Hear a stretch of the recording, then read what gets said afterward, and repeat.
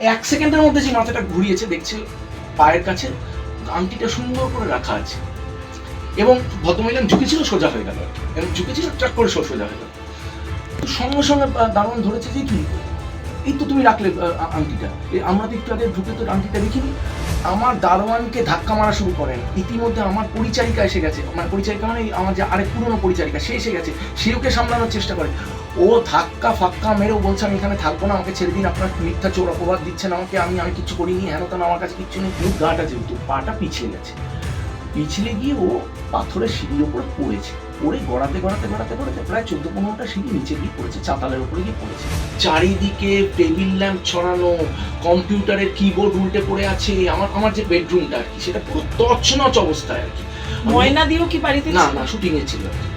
আমার 2 ছেলে ছিল, তারা ছিল, আর আমার শাশুড়ি মা ছিল, আর মানে একজন পরিচারিকা আর একজন দারোয়ান ছিল, আর এই ভদ্রমহিলা ছিল।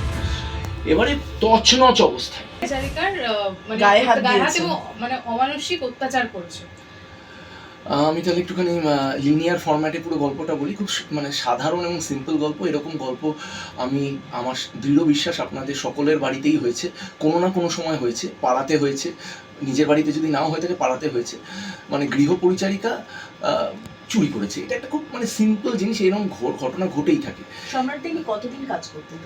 ইনি সবে জয়েন করেছিলেন, মাসখানেক হতে চলছিল, মানে 20-25 দিন হয়েছে কাজ করছিলেন। এবং পরে গিয়ে বলবো যে এই 20-25 দিনের মধ্যে আরও অনেক রকমের কি বলবো ভৌতিক ঘটনা ঘটেছে আমাদের বাড়িতে, মানে এমন এমন জিনিস মিসিং আর কি এই 20-25 দিনের মধ্যে। কালকে যেটা হয়, মানে কালকের আগের দিন যেটা হয় সেটা হচ্ছে যে আমি সকালবেলা ঘুম থেকে উঠে স্নান করতে দৌড়াই, কারণ দেরি হয়ে গেছিলো, আমার নাটকের রিহার্সালের জন্য যাওয়ার কথা ছিল। এই স্নান করতে যাওয়ার সময় আমি আমার দুটো আংটি খুলে আমার ঠিক বিছানার পাশে, বালিশের পাশে রেখে যাই। ফেরত এসে, স্নান থেকে ফেরত এসে আমার কাছে একটা ফোন আসে যে রিহার্সাল সেন্টার থেকে, যে তাড়াতাড়ি করে চলে এসো, দেরি হয়ে যাচ্ছে।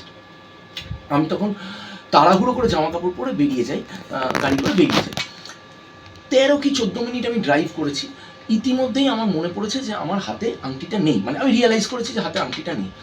সঙ্গে সঙ্গে আমি ওই গাড়ি চালাতে চালাতেই প্রায় ফোন করি আমার দারোয়ানকে যে তুমি একটু দোতলায় যাও, দোতলায় গিয়ে আমার বেডরুমে দুটো আংটি আমার বিছানার পাশে পড়ে আছে, সেটা নিয়ে নিজের কাছে রাখো, মানে আমি পরে রাত্রিবেলা নিয়ে নেবো। এবার একটু বলে রাখি, এই দারোয়ান আর আমার আরেক পরিচারিকা, তারা কিন্তু 8 বছর ধরে আমার বাড়িতে কাজ করে। আচ্ছা, এবারে আমি বলি এরকম যে তুমি, মানে ও আর কি আমার খুব বিশ্বস্ত একজন আর কি, তাই জন্য বলি যে তুমি নিয়ে রাখো এটা। এইবারেই আমার দারোয়ান যে ওপরে যায়, ওপরে গিয়ে দেখে যে এই পরিচারিকা, যে 3 নম্বর মানে লোকটি যে নতুন ঢুকেছে আমাদের বাড়িতে, সে আমার বেড কভার পরিষ্কার করছে এবং বেড কভারটা তোলা। তো সঙ্গে সঙ্গে আমার দারোয়ান জিজ্ঞেস করে যে এখানে দাদার দুটো এই ছিল, কিছু একটা ছিল, দেখেছো? তো মানে কি ছিল, কিছু ছিল না তো, এখানে কিছু ছিল না তো, মানে আগের থেকেই আর কি, মানে কনসিয়াস হয়ে বলছে কিছু ছিল না তো, না আমি কিচ্ছু দেখিনি। তো তখনও বলেছে আরে বাবা, দুটো আংটি ছিল, আংটি দেখেছো কি, দুটো আংটি, বড় বড় সাইজের আংটি দুটো ছিল। বলছেন আমি কিছু দেখিনি। তো আমার দারোয়ান ভালো করে বিছানাটা দেখলো, এই তোমার বালিশের সাইড ফাইড সব দেখলো, কিন্তু তখন আর কি অলরেডি বেড কাভারটা তোলা হয়ে গেছে, ও ঝাড় দিচ্ছে বেড কাভারটা।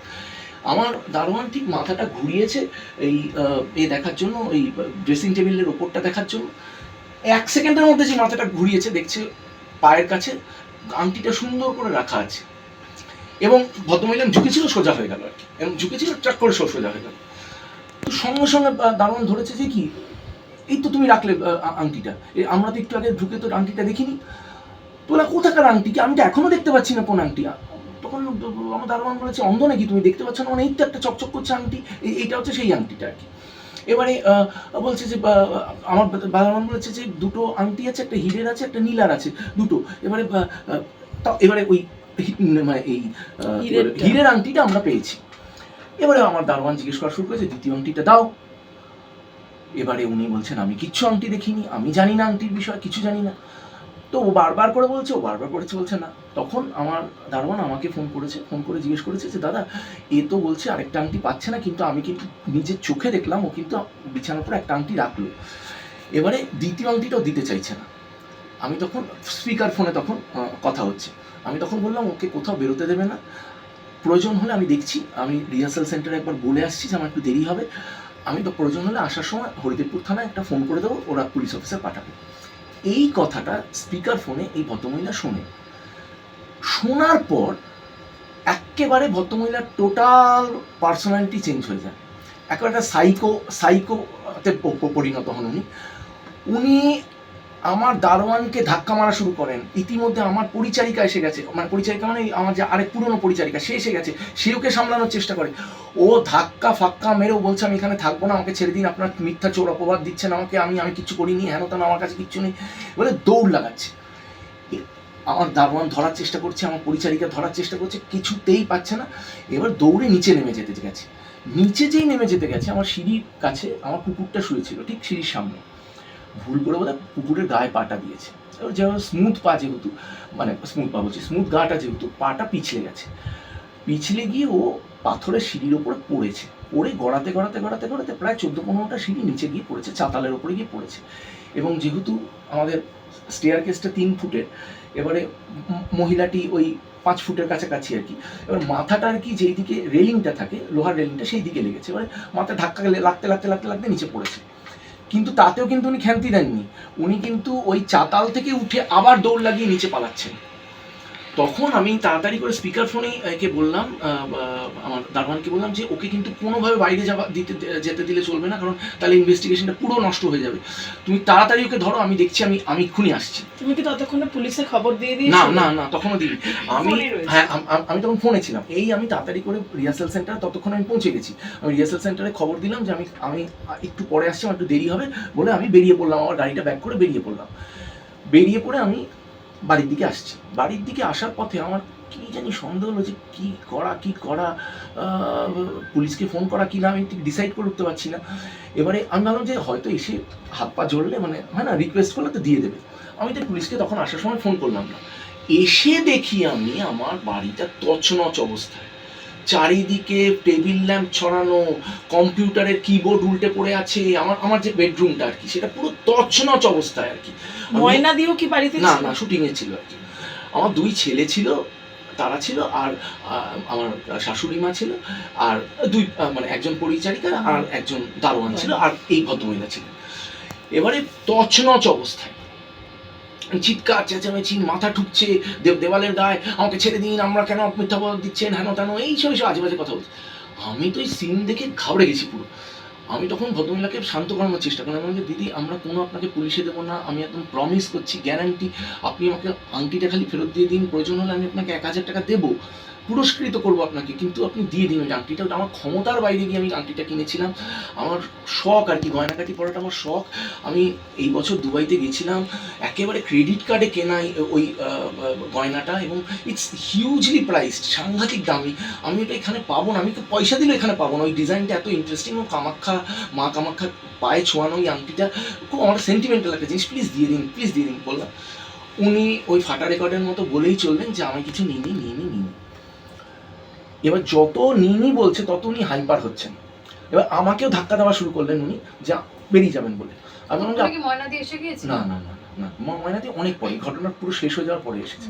তো এবারে এই আমাকে ধাক্কা মারা শুরু করলেন। আমি বললাম যে দেখুন আপনি কোনোভাবে বেরোতে পারবেন না, এত চালাক নিজেকে মনে করবেন না, আমি পুলিশ স্টেশনে ফোন করছি, ওরা আসুক, তারপরে যা করার করবে। আমরা তখন ওকে একদম পুশ করে ওকে ওই দরজা বন্ধ করে দিলাম আমার বেডরুমটাতে, যাতে বেরোতে না পারে। আমরা ভেতর থেকে শুনছি যে চিৎকার, ওই দরজা ধাক্কাচ্ছে, মাথা ঠুকছে, কী সব করছে ভেতরে, একটা কেয়াস হচ্ছে ভেতরে, আমি তো দেখতে পাচ্ছি না দরজা বন্ধ যেহেতু। এইবারে যেটা হলো যে আমি আর কি পুলিশ স্টেশনে ফোন করে বললাম যে ইমিডিয়েটলি পুলিশ পাঠান। ওরা বললো যে মানে সাব ইন্সপেক্টর একজন তুললেন ফোন, বললেন যে আমি থানার বাইরে আছি, আমি গিয়েই পাঠাচ্ছি। এই আস্তে আস্তে পুলিশের অ্যাবাউট 45 মিনিটস লেগেছে। তখন বাজে 3:45 মতো, হরিদেবপুর থানা, 3:45 মতো লেগেছে। 2জন সাব ইন্সপেক্টর এলেন আর একজন লেডি পুলিশ অফিসার এলেন। তারপরে আমরা সাহস করে দরজাটা খুললাম। এইবারে সে তো একদম সেই মানে চন্ডাল রূপে আর কি, মানে সেই চুল উস্কো হয়ে আছে, আমাকে ছেড়ে দিন। 45 মিনিট ঘরেই ছিলেন? হ্যাঁ, আটকানো ছিল। সেটা তোমরা আটকেই রেখেছিলে? হ্যাঁ, কারণ বার করা যাচ্ছে না, মানে ওর নালে পালিয়ে যাবে তো, মানে যে লেভেলে ধাক্কা মারছে উনি, মানে ওনার গায়ে যা শক্তি এসে গেছে, তখন রোগা পাতলা একটা মানুষের যা শক্তি এসে গেছে তোমরা ধারণা করতে পারবে না। এইবারে আমি পুলিশ অফিসারকে বললাম যে এই ঘটনা ঘটেছে, পুরো ঘটনাটা বললাম। এবার পুলিশ অফিসার জেরা করা শুরু করলো। পুলিশ অফিসার গরমভাবে জেরা করলো, নরমভাবে জেরা করলো, প্রথমে বকা দিল, যাই এই পুরো প্রসেসটা বাড়িতেই চলছে? বাড়িতে চলছে, হ্যাঁ, পুরোটা গরম, এই পুরোটা দিল, পুরো মানে নরম গরম দুইভাবেই ওকে জিজ্ঞেস করলো, কিছুতেই বলছে না। তারপরে লেডি পুলিশ অফিসার ওকে ভেতরে নিয়ে গিয়ে ওর বডি চেক আপ করালো, বডি চেক আপেও কিছু পাওয়া যাচ্ছে না। তারপরে পুলিশ অফিসার জিজ্ঞেস করলো, কি রে আংটিটা গিলে ফেলেছিস কি, গলা দিয়ে কি গিলে ফেলেছিস, হ্যাঁ, কি অনেক কথা জিজ্ঞেস করলো, যেমন মানে পুলিশরা যেমন জিজ্ঞেস করলো, কিন্তু উনি কিছুতেই বলছেন আমার কাছে নেই আংটিটা। পুলিশ অফিসার আলটিমেটলি যেটা করলো, বললো যে তোকে 5,000 টাকা পুরস্কার দেবে দাদা, আমি গ্যারান্টি দিচ্ছি, আমি গ্যারান্টার যে তোকে 5,000 টাকা দেবে, তুই আংটিটা ফেরত দিয়ে দিল না। উনি কি বলছিলেন যে নিই না, উনি কন্টিনিউয়াস বলে যাচ্ছেন আমি নিই। আচ্ছা, কিন্তু আমরা তো পুরো স্যাঙ্গুইন, কারণ চোখের সামনে দেখেছি। কারণ এইবারে বলি একটা ঘটনা, আচ্ছা সার্চ করেও তো পাওয়া যায়নি। না বডিতে সার্চ করে পাওয়া যায়নি, বডিতে রাখিনি, সেটা চালাক। এবারে 10টা দিন আগে কিন্তু আমার শাশুড়ি মায়ের একটা গয়না চুরি গেছে, গয়না বলতে একটা পাতলা সোনার চেন চুরি গেছে, এবং যেহেতু আমরা কোনো ক্লু পাচ্ছি না যে কে কিভাবে চুরি করেছে, সেহেতু আমরা ওইটা নিয়ে উচ্চবাচ্যই করিনি, হারিয়ে যাওয়ার মানে হ্যাঁ, উল্টো বরঞ্চ আমরা শাশুড়ি মাকেই বলেছি যে তুমি সাবধানে রাখো না কেন, এই বাইরে রাখলে তো এরকমই হবে, হ্যাঁ তো আমি সব বলেছি। তো যাই হোক, এবারে পুলিশ অফিসাররা জেরা করলো, জেরা ঠেরা করার পর পুলিশ অফিসাররাও ক্লান্ত হয়ে গেল, বললো যে এর মুখ দিয়ে বের করা যাবে না দাদা, আর এখন তো আর আগেকার দিনের মতো সিস্টেম নেই যে থানায় নিয়ে গিয়ে মারধর দেবো, একে থানায় নিয়ে গিয়ে কোনো লাভ হবে না।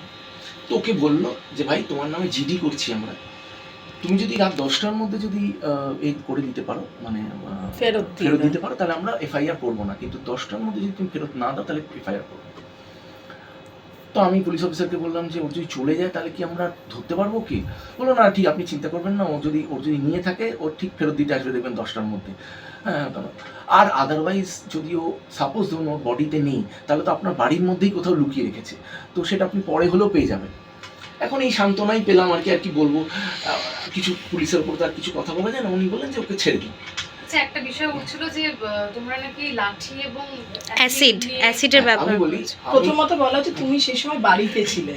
না, তুমি আমি বাড়িতে বাড়িতে ছিলাম ছিলে না, এবং আমি তুমি- বাইরে থেকে এসেছি। এটা আমার অসংখ্য স্টুডেন্টরা জানে, তাদেরকে গিয়ে আমি বলে, মানে আমি রিহার্সাল চলাকালীন আমি বেরিয়ে এসেছি, সেটা সবাই দেখেছে। তো আমি যে রিহার্সালে গেছিলাম ওই দুপুর 12:30 একটার সময়, সেটা সবাই জানে, মানে এতগুলো লোক দেখেছে, মানে এটা কোনো লুকোনোর ব্যাপার নেই। আচ্ছা, এরপরে আর মারার যে বিষয়টা একেবারেই ফার্স নয়, একেবারে মানে দারুণ একটা, মানে সেই কি বলবো, গল্প সাজানো আর কি, মানে রূপকথার গল্প সাজানো। ফার্স্ট অফ অল, আমি কি পাগল? আমি যদি অ্যাসিড মারি, আমি যদি ডান্ডা দিয়ে মারি, আমি যদি বুট দিয়ে মারি, তাহলে আমি পুলিশ ডাকতে যাবো কেন? কারণ আমি তো জানি, আমি একটা শিক্ষিত লোক, আমি তো জানি এখন থানায় নিয়ে গেলে ওকে কোনো মারধর করবে না।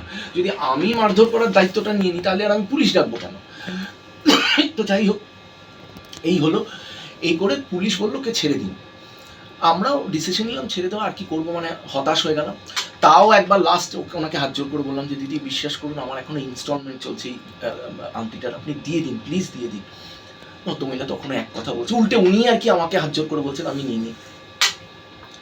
তো আমাকে পুলিশ অফিসার বললো যে ছেড়ে দিন, এইসব এক কথা 1000বার জিজ্ঞেস করে লাভ নেই। উনি কি করলেন, ওপরে গেলেন, 3 তলায় গেলেন, জামাটা চেঞ্জ করলেন, চেঞ্জ করে নিচে নামা শুরু করলেন।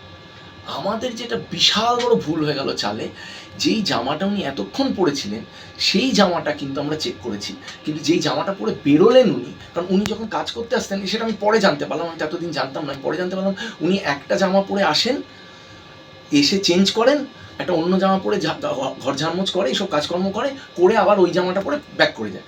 তো ওই আগের জামাটা উনি পরে বেরিয়ে গেলেন, ওই জামাটা কিন্তু সার্চ করা হলো না, ভুলবশত, আমাদেরই ভুলবশত, উনি বেরিয়ে গেলেন। এবার আমাকে পুলিশ বলে ছেড়ে দিন, 10টা অবধি টাইম দিয়েছি, তো ঠিক দেখবেন চলে আসতে পারে। 5টার সময় ওকে ছেড়ে দেওয়া হলো, পয়েন্ট টু বি নোটের 5টার সময় ছেড়ে দেওয়া হলো মহিলাকে। এইবারে আমরা অপেক্ষা করলাম, 6টা বাজলো, 7টা বাজলো, আমি আমার নাটকের রিহার্সালে চলে যেতে হলো, কারণ ওখানে চলছিল রিহার্সাল, চলে যেত। একটা মাঝখানে থামাচ্ছি, উনি যে মাঝে ড্রেসটা চেঞ্জ করে বাড়িতে কাজ করেন, সেই ড্রেসটা কি তোমাদের বাড়িতেই থাকে? না না না না, সেটা উনি নিয়ে যান। উনি নিয়ে যান। আচ্ছা, তো এবারে রিহার্সালে আমি গেলাম, রিহার্সাল থেকে ফেরত যখন এলাম, রিহার্সাল থেকে ফেরত আসার পর আমি ওই 8:30 9টা বাজে, তখন আমরা ডিসিশন নিলাম যে এ তো দেবে না। তখন শরীরটা খুবই খারাপ লাগছে, কারণ সারাদিন এত ঝুটঝামেলা গেছে শরীরটা। আমি ময়নাকে বললাম যে, ততক্ষণে ময়না ফেরত এসে গেছে শুটিং, ময়নাকে বললাম যে তুমি গিয়ে এফআইআরটা করে দাও, আমার আর শরীর দিচ্ছে না পুলিশ স্টেশন অব্দি যাওয়া। তো ময়না গিয়ে এফআইআরটা করলো, এফআইআর করে ঠোরে ফেরত চলে এসেছে যখন 10টার মধ্যে বোধহয় এফআইআরটা হয়েছে না কি, আমি ঠিক এক্স্যাক্ট জানি না টাইমিংটা, ওই সময়কালীন এফআইআরটা হয়েছে। হয়ে হঠাৎ করে রাত 12:30টায় আমার একজন চেনা ভদ্রলোক আছেন হরিদুপুর থানা, উনি আমাকে ফোন করে বললেন যে এরকম আপনার নামে একটা কমপ্লেন লঞ্চ হচ্ছে যে আপনি নাকি মারধর করেছেন। আমি তো আকাশ থেকে পড়ার মতো কেস, আমি যে আমি মারধর করেছি, চুরি আমার গেছে দাদা, আমি তো আমার স্ত্রীকে পাঠিয়েছিলাম এফআইআর করতে। বলছে না আপনার এগেনস্টে একটা কমপ্লেন আছে। আমি কি বলছেন আপনি, কিসের কমপ্লেন? বলছে মারধর করা। আমার যে দেখুন এইটা তো আমি কি বলবো, এখানে বসে আমি কিভাবে প্রমাণ করবো, এটা তো আমি করি মানে গায়ে হাতি দেওয়ার আটকে রাখা হয়েছিল, যতক্ষণ না পুলিশ আসছিল ওকে আটকে রাখা হয়েছিল। আচ্ছা, কোনো সিসিটিভি ফুটেজ নেই না, বাড়িতে? আমাদের বাড়িতে না সিসিটিভিটা নেই, সেটা একটা বড় শিক্ষা পেলাম আমি, যে এবারে একটা সিসিটিভি বসাতে হবে। এতদিন এরকম বড় মাপের চুরি বা এরকম মানে হার্ডকোর ক্রিমিনাল তো আমাদের আজ অব্দি বাড়িতে আসেনি। এই এফআইআরটা কবে করা হয়েছে? এটা হচ্ছে গতকালের আগের দিন, মানে কত তারিখ? 27 তারিখ।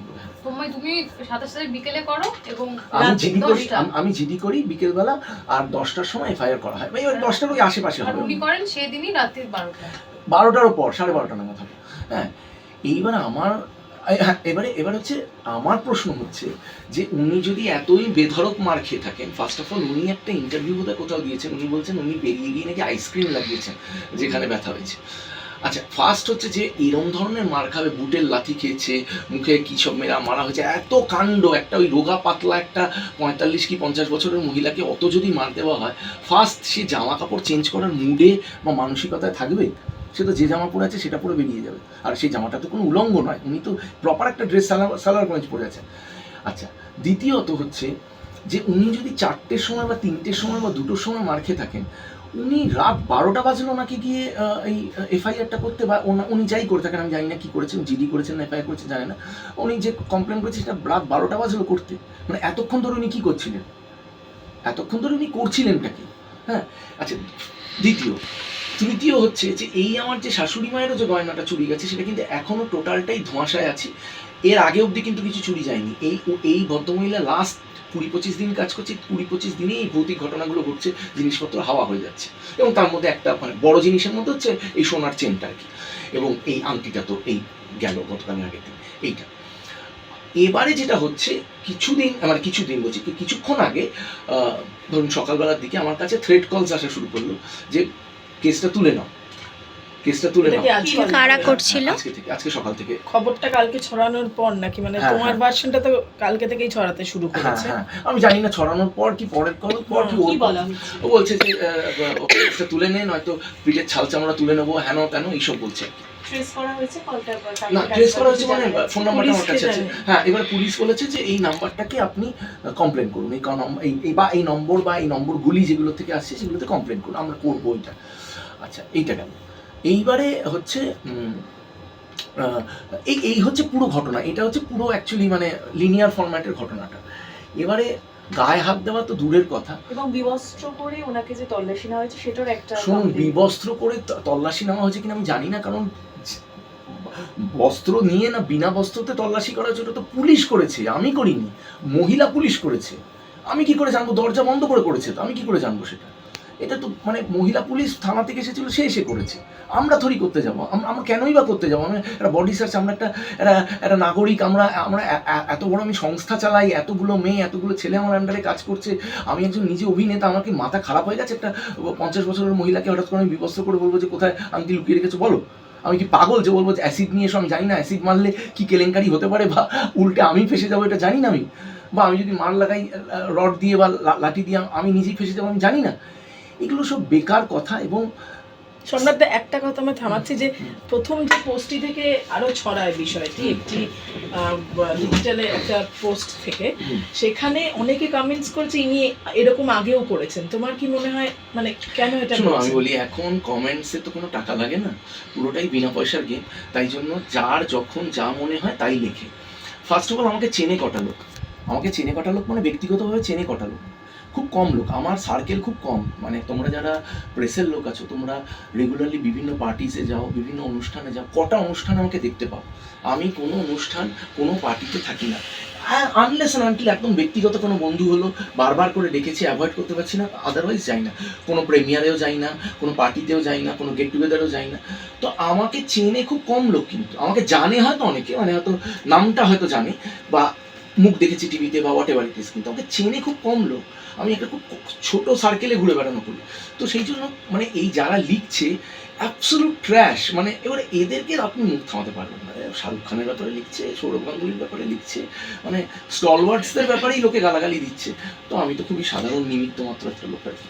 তো সেখানে আমি তো এদের মুখ থামাতে পারবো না, মানে যারা লিখছে যে আগেও এমন করেছে, তো বলুক যে কে আগে কবে করেছে, কি কার সাথে করেছে, বলুক না, এভিডেন্স নিয়ে আসুক, বললেই হলো, নাকি একটা কথা বলে দিলেই হলো। আর আমার মনে হয় এখন সেলিব্রিটি ব্যাশিংটা একটা মানে কি বলবো, লোকের পাস টাইম হয়ে দাঁড়িয়েছে, একটা খুব মানে ভালো লাগার জায়গা হয়ে উঠেছে। মানে যে কোনো মানুষ যে সফল যে কোনো লাইনে হতে পারে, সে ক্রিকেটে হতে পারে, সে অভিনয়তে হতে পারে, সে মডেলিংয়ে হতে পারে, সে গানে হতে পারে, সে পলিটিক্সে হতে পারে, যে কোনো লোক যে সাকসেসফুল তাকে কি করে আমি টেনে নামাবো, এটা কিন্তু সাধারণ লোকেদের একটা মানে একটা টেন্ডেন্সি হয়ে দাঁড়িয়েছে। সম্রাটদা, ব্যাক টু ব্যাক তোমার ব্যাপারে এরকম এক একটি ঘটনার কথা উঠে আসছে, সেটা তো তোমার কেরিয়ারও ভীষণভাবে একটা প্রভাব পড়ছে।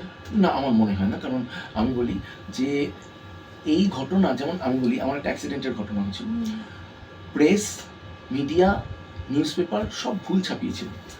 এখন সেই কেসটা সাবজুডিস আছে এবং আমি প্রায় জিতে যেতে চলেছি, মানে I am towards winning that case. তখন বলা হলো যে আমি নাকি মদ্যপ অবস্থায় গাড়ি চালিয়েছি। আপনি চার্জশিট ভালো করে দেখুন, আমার ব্লাড রিপোর্ট ভালো করে দেখুন, চার্জশিটে দেখবেন 1 ফোঁটাও অ্যালকোহল ছিল না। গাড়ি নাকি আমি 90 কিলোমিটার পার আওয়ারে চালিয়েছি। মাহিন্দ্রা কোম্পানি থেকে এসে ফরেন্সিক রিপোর্ট দিয়েছে যে 52 কিলোমিটারে গাড়ি ছিল। রাত 1টা 10-এ মানুষ আর কি কম স্পিডে চালাবে? তাহলে তো মানে অটো তো এর থেকে বেশি স্পিডে চলে। এবারে তখন বলা হলো 90 কিলোমিটার পার আওয়ারে চালানো হচ্ছে। তখন বলা হলো আমি নাকি লোকের বাড়ি ভেঙে ঢুকে গেছি। এখন যার বাড়ি ভেঙেছিলাম সে কিন্তু সাক্ষী দিচ্ছে কি জানেন, যে সম্রাট মুখার্জি যদি বাঁ দিকে গাড়িটা না ঘোরাতো, দুটো ছেলে স্পট ডেড হয়ে যেত। উনি ঠিক কাজ করেছেন সেদিন, তারা কিন্তু সাক্ষী দিচ্ছে কোর্টে এসে।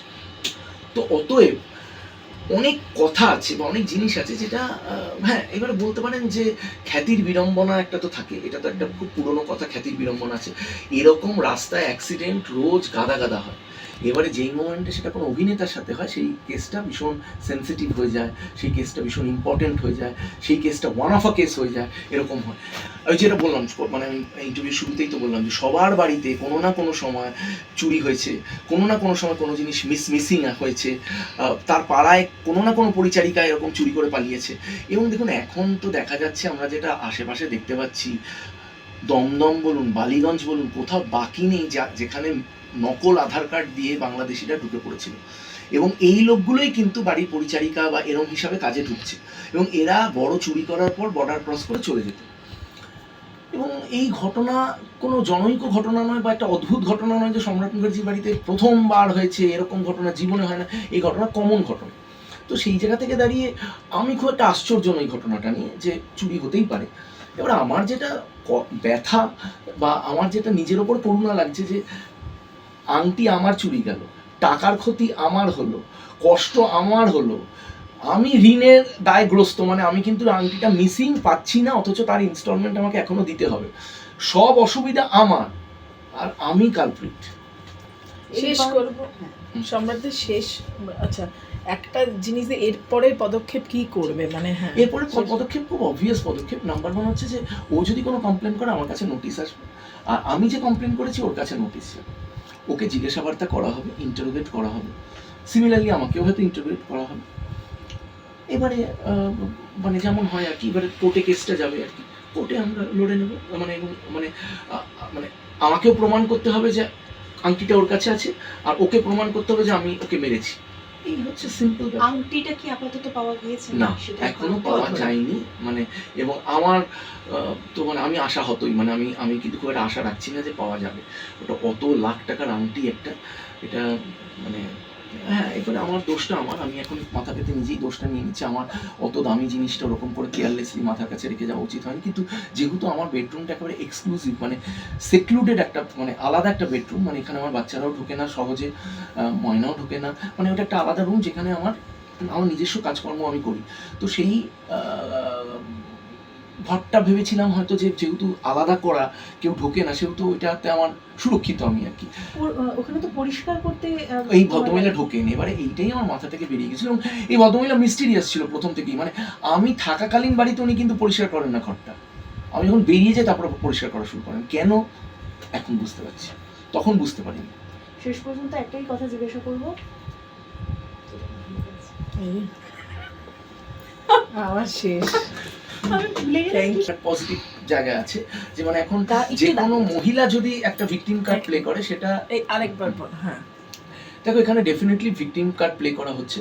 আর স্পেশালি যেহেতু উনি মহিলা, সব সেন্টিমেন্ট ওনার দিকে যাবে। উনি অসহায়, উনি গরিব মানুষ, উনি কিছু করেননি, ওনার গায়ে হাত তোলা হয়েছে, একটা ভিকটিম কার্ড প্লে করার একটা প্রবণতা থাকেই আর কি। এবং মেয়েদের দিকে যেহেতু আইনটা বেশি ভারী হয়, সেহেতু এইটা খুব সহজ আর কি, যে কোনো ক্রিমিনালের পক্ষে এটা খুব সহজ যে এই ভিকটিম কার্ডটা প্লে করা। অ্যাকচুয়ালি তো ভিকটিম আমি, ভিকটিম কার্ডটা উনি প্লে করছেন, উনি ভিকটিম তো আমি। বাড়ির থেকে আমার চুরি গেছে, ক্ষতি আমার হয়েছে, আমার কিন্তু এই মোমেন্টে রেগে থাকা উচিত, বা আমার কেস করা উচিত, আমার দৌড়দৌড়ি করা উচিত। আমি কিন্তু উল্টোটা করছি, আমি খেসারত দিচ্ছি লোককে যে আমি কিছু করিনি, উল্টো হচ্ছে কেসটা। তো অত মানে এটা বোধহয় ভবিতব্য, মানে এটাই হয়ে থাকে লোকেদের।